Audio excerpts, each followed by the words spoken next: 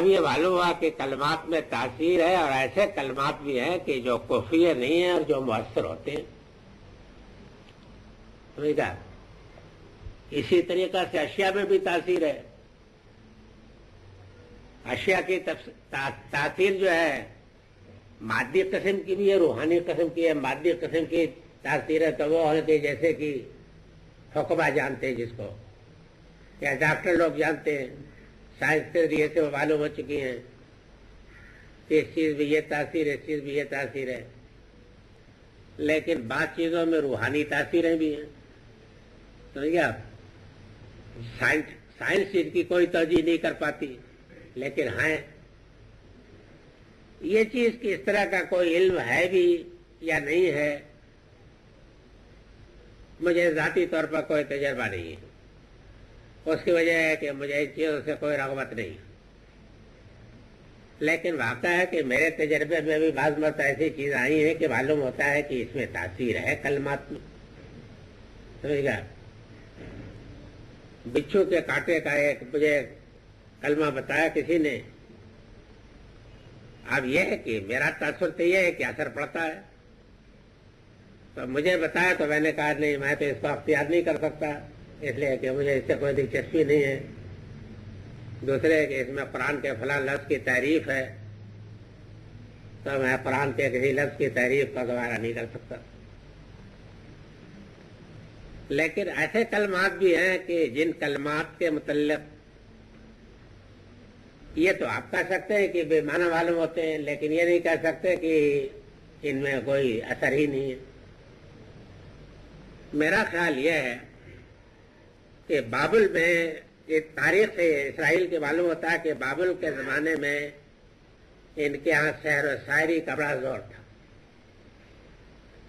بابل کیسری کے زمانے میں جب بخت نصر ان کو پوری قوم کی قوم کو قید کر کے لے گیا تھا نا، اور یہ غالباً زمانہ ہے یہ سیاہ اور عربیہ نبی کا شاعر. اس زمانے میں ان کا بڑا زور تھا شعر و شاعری کا، جس کا ماتم بھی انبیاء نے بہت ہی دلدوز الفاظ بھی کیا ہے. اس زمانے میں معلوم ہوتا ہے کہ فرشتوں کے ذریعے سے ان کو ایک ایسا علم بھی کلمات اور اشیاء کے خواص اور تاثیرات کا دیا گیا تھا کہ جس کے ذریعے سے یہ اس شعر و شاعری کا مقابلہ کر سکتے. ان دو فرشتوں کا نام ہاروت و ماروت اس میں قرآن مجید میں آیا ہے. اور یہ معلوم ہوتا ہے کہ ان کے علم کے متعلق جو انہوں نے اپنا بیان دیا وہ کہتے ہیں کہ ہمارا علم فتنہ ہے، اس کو اختیار کر کے تم کفر نہ کرنا. اس سے یہ معلوم ہوتا ہے کہ انہوں نے اپنے علم کی نسبت یہ بات بتا دی تھی کہ یہ شمشیر زدم ہے. اگر اس کو برے مقصد میں استعمال کرو گے تو یہ اس کی بھی کاٹ کر سکتا ہے، اور اچھے مقصد میں استعمال کرو گے تو یہ تمہارے لیے نافع بھی ہے. اس طریقے کا علم تھا. اگر اس طریقے کے علم کے آپ وجود کو مانیں تو ہمارے ہاں جو صوفیوں وغیرہ نے یہ جو دکانداری کی ہے، جو بعد میں تو بالکل دکانداری بن کے رہ گئی، لیکن جس سے انہوں نے جوگیوں کا اور شاعروں کا جادوگروں وغیرہ کا مقابلہ کیا نا، آخر تصوف کے تاریخ سے معلوم ہوتا ہے تو انہوں نے شکست دی ان کو. آپ کے ملک کی تاریخ میں یہ موجود ہے. تو معلوم ہوتا ہے کہ یہ اسی علم کے باقیات رہے. اب یہ ہے کہ جس طریقے سے یہود کے یہ دکانداری کا ذریعہ بن گیا، اسی طریقہ سے ہمارے یہاں بھی بعد کے دور میں آ کر کے یہ چیز بات دکانداری کا ذریعہ بن کر رہی. ورنہ حقیقت میں یہ علم جو ہے ایک شمشیر و زدمی تھا. مطلب یہ ہے کہ کچھ کلمات، کچھ اشیاء، کچھ کہ ان کے خواص ان کے اندر تھے کہ جو ان کو سکھائے گئے تھے کہ جس کے ذریعے سے وہ کام لیتے تھے. جو زود اثر تو جادو کی طریقے سے تھا، لیکن جادو کے عیوب سے پاک تھا. تو اس کے معنی ہے کہ تصوف پہ اس رکن فاسد کو ماننا پڑے گا. یعنی یہ ہے ایک چیز بہرحال اور وہ چلی آ رہی ہے. اب یہ ہے کہ اس میں جتنا مواد فاسد مل گیا ہے وہ چیز ہے. دوسرے یہ کہ قرآن سے یہ بات بھی معلوم ہوتی ہے کہ یہ قرآن سے ہٹانے والی چیز ہے. یہ بات بھی معلوم ہوتی ہے کہ شمشیر دم ہے. یہ چیز بھی معلوم ہوتی ہے کہ اس کو اختیار نہیں کرنا چاہیے. سمجھ گئے آپ؟ لیکن یہ نہیں کہہ سکتے کہ یہ بالکل حرام ہے. سمجھ گیا؟ باقی رہ گیا کہ کسی کے علم میں اگر یہ چیز آئی ہو کہ اس کا اثر ہوتا ہے تو مانے نہیں. اگر وہ نہیں مانتا تو میں اسے لڑائی بھی کرنے کے لیے تیار نہیں ہوں. لیکن واقعہ ہے کہ بچھو کے کانٹے پر یا اور بات چیزوں کے اوپر اس طریقے کے کچھ عمل لوگ کرتے ہیں تو یہ معلوم ہوتا ہے کہ فوری طریقے پر اس کا اثر ہوتا ہے. ان کلمات کے اندر کچھ تاثیر ہے, اسما کے اندر بھی تاثیر ہے, اسماء الہی میں کچھ تاثیر ہے. سمجھ گیا؟ میں اس معاملے میں کوئی زوردار تقریر نہیں کر سکتا. اس کی وجہ یہ ہے کہ میرے اپنے تجربے میں کوئی چیز نہیں آئی ہے. میں سب قسم کا عقلی آدمی ہوں, یعنی سب قسم کا عقلی, اتنا شدید عقلی ہوں کہ کوئی غیر عقلی چیز مجھے اپیل نہیں کرتی اللہ ہاں کی خدا نخواستہ وہ شریعت کی روح سے واجب ہو جائے تو شریعت میں کوئی ایسی چیز واجب نہیں ہے. سمجھ گا آپ؟ تو اس لیے میرے اوپر کسی چیز کے غیر عقلی چیز کے ماننے کی کوئی ذمہ داری نہیں ہے. میں اس معاملے میں کچھ نہیں کہہ سکتا. لیکن علمی طور پر میں یہ مانتا ہوں کہ اشیاء کا, اسما کا, خواص کلمات کا علم ایک علم ہے جو ہمارے ہاں بھی قدیم مذاہب کے ذریعے سے ہمارے ہاں صوفیوں کا منتقل ہوا. اس لیے کہ صوفی لوگ جن چیزوں کے وارث بنے ہیں تو وہ ملغوبہ ہے تمام چیزوں کا. صحیح چیزیں بھی ہیں اور باطل چیزیں بھی ہیں, اس میں سب چیزیں ہیں. اس لیے قدیم علوم میں سے جو یہ علم ہے خواص و اشیاء کلمات کا وہ بھی, اور وہ جادو بھی, اور ٹونے ٹوٹکے بھی, یہ تمام چیزیں جو ہیں سب ان کے اس میں ملی ہوئی ہیں, مجموعہ ہے. اب اس میں سے کیا حق ہے اور کیا باطل ہے یہ چھانٹنا ہر شخص کا کام نہیں ہے.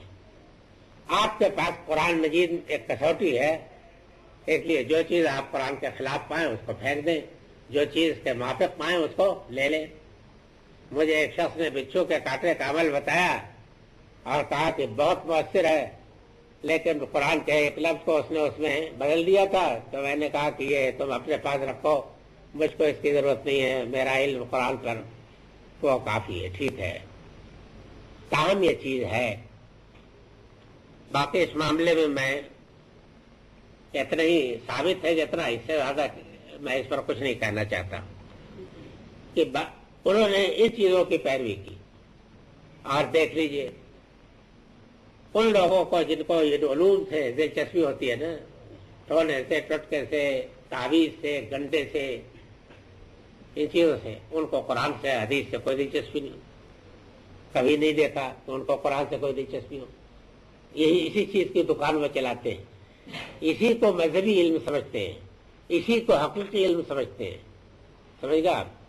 اور اس علم کے متعلق ان کو یہ کہنا, یہ بھی تاریخ کی حقیقت میں بیان کر دیتے ہیں کہ یہ نقش سلیمانی ہے جس کے ذریعے سے حضرت سلیمان یہ کارنامے کرتے تھے اور یہ فلاں کا نقش ہے. اس طرح کرتے بھی ہیں, بتاتے بھی. مطلب یہ ہے کہ اس کے بعد کتاب اللہ کو پھینک کر کے سیر و شاعری اور اس طرح کے علوم کے چکر میں وہ پڑ گئے. سو یہ تاریخ کی ایک حقیقت ہے. آج بھی آپ دیکھ لیجئے, سمجھ گیا, جن کے یہاں سے قرآن مجید اٹھ گیا ہے تو ان کی دکانوں میں یہی چیزیں پہنچ گئی. سمجھ گیا, عورتیں ہیں اور بچے جو ہیں وہ عورتیں بچوں کو لے کر کے ان کے پاس جاتی ہیں, بوڑھے بھی ہیں سب. اور میں بھی جس حصے میں رہتا ہوں تو مجھے بھی کچھ عورتیں سمجھتی ہیں کہ یہ بھی کوئی بہت بڑا عامل ہے. میں قبرستان میں فاتحہ پڑھنے جا رہا تھا, فاتحہ پڑھنے کا لفظ تو میں نے غلط استعمال کیا, تو مغفرت کے لیے جا رہا تھا تو ایک عورت بچے کو لیے جا رہی تھی, تو اس نے کہا کہ پھونک مار لیتے ہو, تو میں نے کہا کہ بھائی کوئی موقع نازک پیش آ جائے تو میں یہ خدمت انجام دے دیتا ہوں، ایسے مجھے فن تو نہیں مجھے معلوم ہے۔ خیر وہ میری بات کیا سمجھتی، بچے کو میں نے دیکھا تو واقعی میرا دل جو ہے پکڑ گیا، بالکل معلوم ہو کہ بس اب میں چل نہیں سکتا۔ میں نے واقعی بڑے صدق دل سے دعا کی، پھر فجر کی مغرب کی نماز میں بھی دعا کی، عشاء کی نماز میں بھی دعا کی، اور فجر کی نماز میں بھی دعا کی، اور لڑکی سے بھی ذکر کیا کہ ایک ایسی عورت ہے، اس کا بچہ میں نے دیکھا اس سال میں، جس کے بعد سے مجھے بڑی پریشانی ہے۔ تو اس نے تحقیقات بھی کرائی تو معلوم ہوا کہ اس کے 3 بچے اسی طرح کی بیماری میں مر چکے ہیں اس سے پہلے۔ تو میں نے کہا کہ اس وقت میرے ذہن میں آیا کہ رب، روح القدس کی مدد جس طرح تو نے مسیح کو دی تھی، اس روح القدس سے میری مدد کر کے یہ بچہ اچھا ہو جائے۔ تو بہرحال ہم آپ بھی تو کلمات کو استعمال کرتے ہیں، لیکن ہمارے کلمات جو ہیں معصور نہیں ہیں، منقول نہیں ہیں۔ ہم یہ نہیں دعویٰ کر سکتے کہ یہ چلے آ رہے ہیں، ہم تو انہی چیزوں کے متعلق دعویٰ کر سکتے ہیں جس پیغمبر سے منقول ہو، ٹھیک ہے۔ اور پیغمبر صلی اللہ علیہ وسلم سے یا صحابہ رضی اللہ تعالیٰ عنہ سے تو اس طریقے کی دعائیں جو ہیں مجھے تو نہیں ملی، کوئی اس طرح کی نہیں ملتی۔ مثلا یہ ہے کہ شفا وغیرہ کی دعا ملتی ہے تو وہ دعائیں ویسی ہیں جیسی عقلی دعائیں ہوتی ہیں، دینی دعائیں ہوتی ہیں، قرآنی دعائیں ہوتی ہیں، ویسی ہیں، کوئی اس میں فرق نہیں ہے۔ تاہم ہم جو تاثیر مانتے ہیں وہ ان کلمات کے اندر نہیں مانتے، بلکہ ان کلمات کے ذریعے سے جس خدا سے ہم مانگتے ہیں اس سے مانگتے ہیں۔ اللہم ارزقنا شفاء کاملا لا یغادر سقما جب کہتے ہیں تو یہ نہیں کہ ان کلمات میں کوئی تاثیر ہے، بلکہ ہم یہ سمجھتے ہیں کہ ہم اللہ سے دعا مانگ رہے ہیں، یہ ہوتا ہے۔ ان کا کلمات کی تاثیر ہے، یہ بات ہے، سمجھ گیا۔ جس طریقہ سے حضرت سلیمان کا ذکر آیا تو فوراً ایک دفع دخل مقدر کے طریقے سے مولویانہ لفظ ہے، یعنی بر وقت ایک شبہ کا ازالہ کر دیا جائے، اس کو کہتے ہیں دفع دخل مقدر، یعنی اس شبہ کا دفع کرنا کہ جو وہاں پیدا ہو رہا ہے۔ یہ بہت اچھا لفظ ہے۔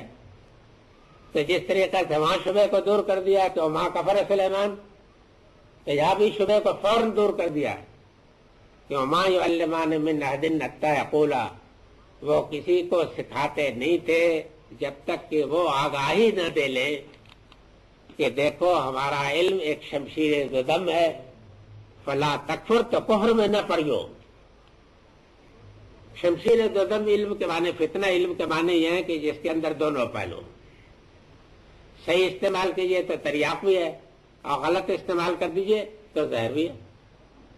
فتنہ تو اسی کو کہیں گے نا، مثلا مال و اولاد فتنہ ہے، بیوی بچے فتنہ ہے، تو فتنہ کے معنی تو یہی ہے نا کہ اگر ان کے غلط محبت میں آپ پڑ گئے تو آپ کے ایمان کی ریڑھ مار دیں گے، اور اگر صحیح محبت کریں گے تو حقیقت میں آپ کے مدارج بھی اس سے بڑے بلند ہو گئے خدا کے ہاں۔